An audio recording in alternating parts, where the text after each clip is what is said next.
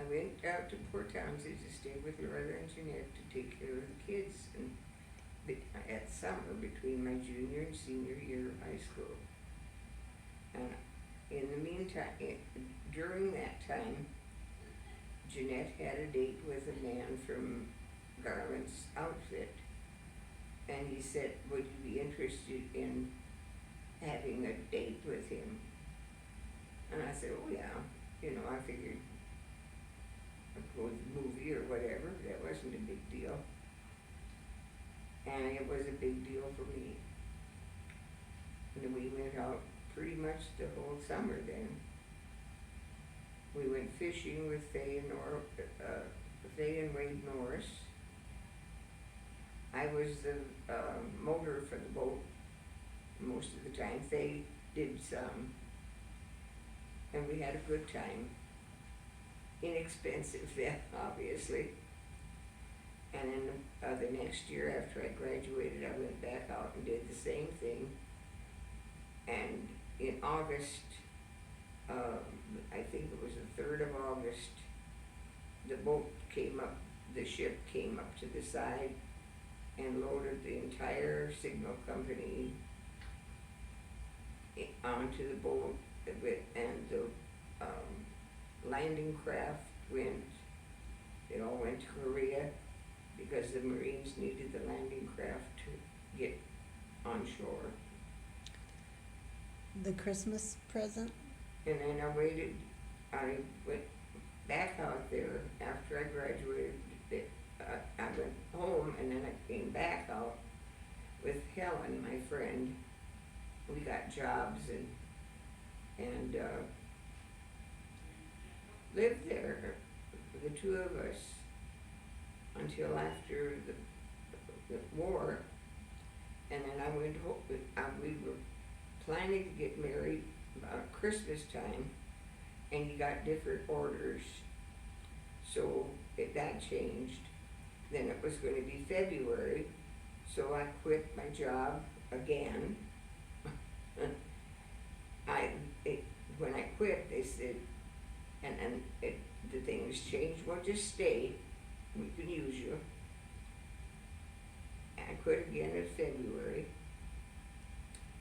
And finally I said, I'm just going to go back to the farm and help Dad in the field, for the spring. Because your dad had gone from a post in Arkansas to a post in Texas to another post, and they were going to be on maneuvers all the time. So what was the point of my going and being there all by myself? And when he got discharged, and I went to Mississippi to get married. And we went out to the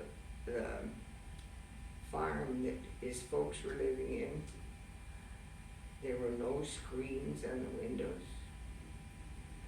I did nothing but jump in the car and go to the hardware store, buy screens, lath, and nails, and put screens up. And then you drove up to North Dakota to live. Mhm. We drove, well, we were going to Cheyenne because that's where Frances and her husband were stationed. And there was a girl who was married to a guy that was stationed there too, and she was afraid to drive by herself. So we caravanned so she could be with us and know that she had somebody with her.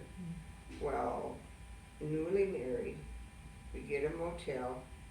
She's afraid to stay by herself, so we have to get a double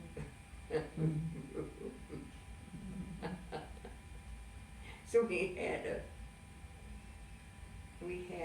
what would you call it, a chaperone?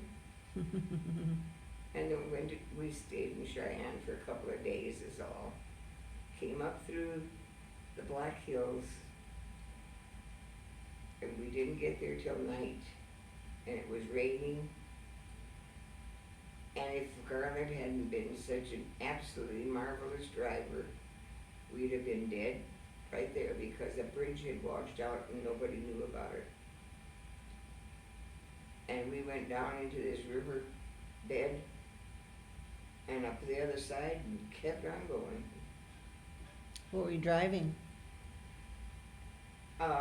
Chevy, we had gotten it at where I worked at the Chevy dealer for $1,500, brand new.